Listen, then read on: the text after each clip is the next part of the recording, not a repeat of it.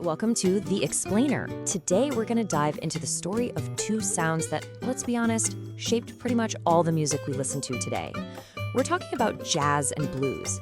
Think of them as two mighty rivers, starting in different places, but eventually flowing into one massive, incredible sea of sound. I'll start by asking you a question.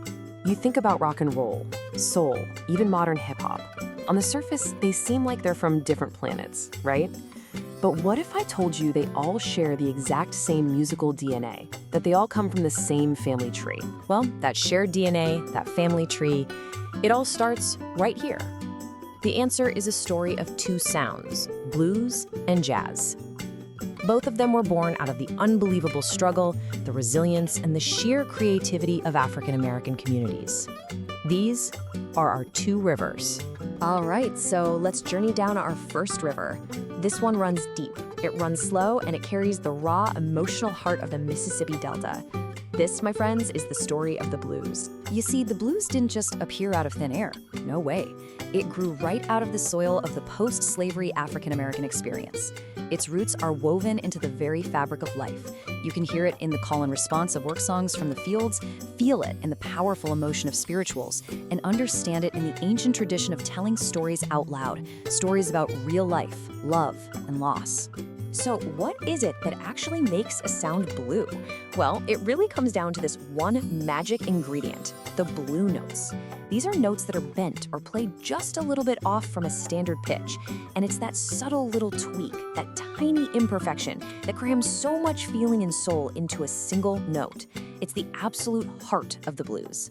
And this river was always moving, always changing. It started raw and acoustic down in the Delta. Then, by the 1920s, guys like the legendary Robert Johnson were finally capturing that sound on recordings. But then, everything changed. During the Great Migration, people moved north to big cities like Chicago, and the blues plugged in. It got electric, it got loud, it got assertive. It became the sound of the city, and honestly, the direct ancestor of rock and roll.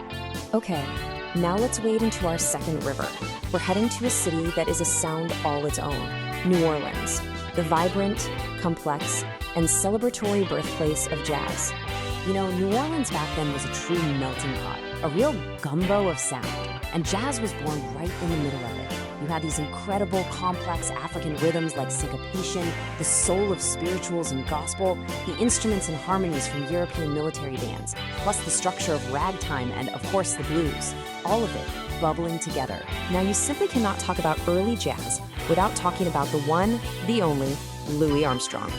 He came along in the jazz age of the 1920s and just completely turned the genre on its head. He's the one who took jazz from being this collective group sound and made it about the individual genius, the improvised solo. He basically taught jazz how to be jazz.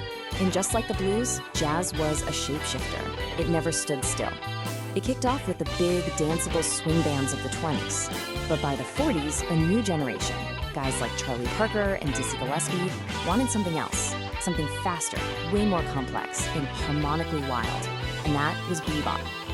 Then, as a reaction to that fire, you get Miles Davis in the 50s pioneering cool jazz, something more laid-back and melodic. And by the 70s, all bets were off. Jazz was fusing with everything from rock to funk and beyond. So, we have our two rivers flowing side by side. But now we get to the really critical part of the story, the confluence. This is the exact point where these two powerful currents finally meet and merge into something totally new. So how exactly did they come together?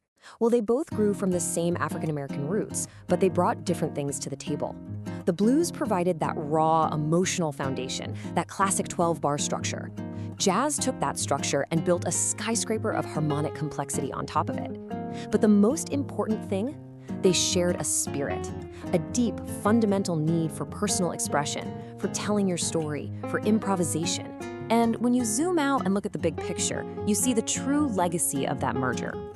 That combined sound didn't just create a new type of music. It literally became the DNA of popular music for the next 100 years and gave us some incredible stories along the way. I mean, just look at this. This chart says it all, doesn't it? The blues isn't just another genre on the list, it's the source code. Rock and roll, soul, R&B, they didn't just borrow from the blues, they are made from it. And even its sophisticated cousin, jazz, is built on that same foundation. It's truly the bedrock of modern music. But this music that we all know and love, it wasn't always so welcome.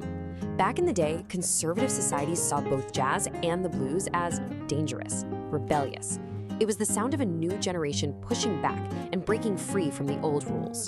And of course, that rebellious image sparked some powerful myths. The most famous one has to be the legend of Robert Johnson, the story that he went down to a crossroads in Mississippi and sold his soul to the devil, all in exchange for becoming a master of the guitar. It's a story that just perfectly captures the mystique of those early artists. And speaking of counterculture, jazz became its official soundtrack. During Prohibition in the 1920s, when drinking was illegal, jazz was the music pouring out of all those hidden, secret bars called speakeasies. It was literally the soundtrack to a secret world. And that brings us to one last thought. The story of jazz and blues is all about constant evolution, about fusion. So if these two rivers created the vast sea of music we have today, it kind of makes you wonder, right? As music keeps evolving, what's going to be the next river to join the sea? What new sounds, born from our world today, will end up shaping the music of tomorrow?